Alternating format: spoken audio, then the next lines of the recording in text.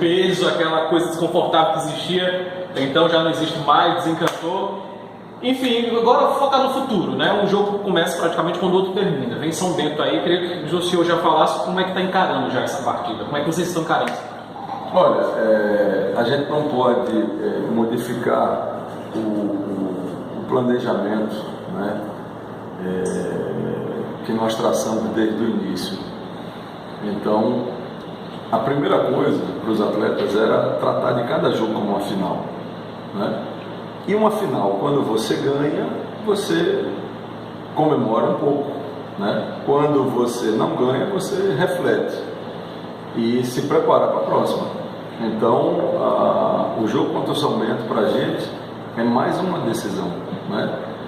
Foi super importante para o grupo, para mim também, vamos deixar de hipocrisia, né? A vitória, que ao meu ver ela já até tardou um pouco a acontecer, mas passado a euforia, né, o nosso percentual de aproveitamento para garantir a permanência ele ainda é muito alto. Fazer 50% de aproveitamento numa reta final de competição, talvez o campeão não faça nessa reta final, né?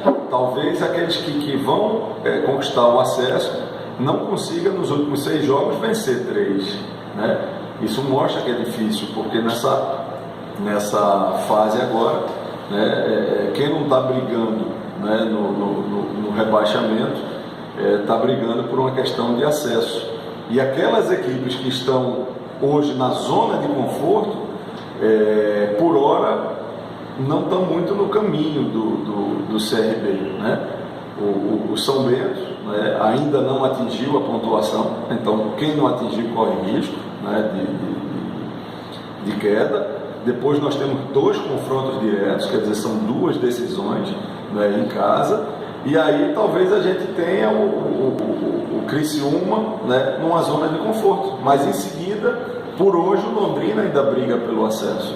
Então, quer dizer, não dá para esmorecer. Nós temos 6 decisões pela frente e o CRB tem que encarar o São Bento com mais uma decisão. Roberto, além da vitória da primeira, né, que a gente já teve muita oportunidade na coletiva de falar sobre a vitória, a sua primeira e também do comando do Clube de Regatas Brasil, você também não tinha conseguido uma semana cheia de diferença de 2 jogos seguidos, um jogo depois de outro. Eu queria que você falasse nisso e da questão de como você vai enfrentar a equipe do São Bento, com força máxima. Tem jogador que você pensa para as próximas partidas? Cara, o objetivo, né, do CRB é sempre entrar em campo com força máxima, né? Agora, essa força máxima ela precisa estar na condição ideal para aquele jogo, né? Então, isso aí é o que a gente usa o treinamento, mas o torcedor pode ter certeza que a equipe, né, que nós vamos buscar o resultado positivo diante do São Bento é a força máxima, aí a força máxima que esteja disponível, né, que esteja à disposição. A gente está numa situação de competição que você tem que olhar o jogo, mas você não pode desprezar os outros jogos, né? Mas a ideia nossa é, todo mundo estando apto, nós devemos ir com força máxima. Queria falar em estar aptos, eu queria que o senhor falasse sobre os desfalques, né? A gente vai ter o Rafael Carioca, vai ter o Anderson Conceição, e por outro lado tem outra questão, que são 10 jogadores pendurados em uma reta final de competição. Isso faz toda a diferença. Eu queria que o senhor falasse sobre isso. O que mais preocupa, né, em relação aos pendurados são aqueles que efetivamente vêm atuando, né? Vêm tendo sequência como titular. É o caso do Paulinho, é o caso do Iago, é o caso do William, né? Você já imaginou você ir para 2 confrontos diretos em casa, por exemplo, ser um ataque titular inteiro, né? Quem paga essa conta? Então a gente tem que pesar e nós temos que medir isso aí.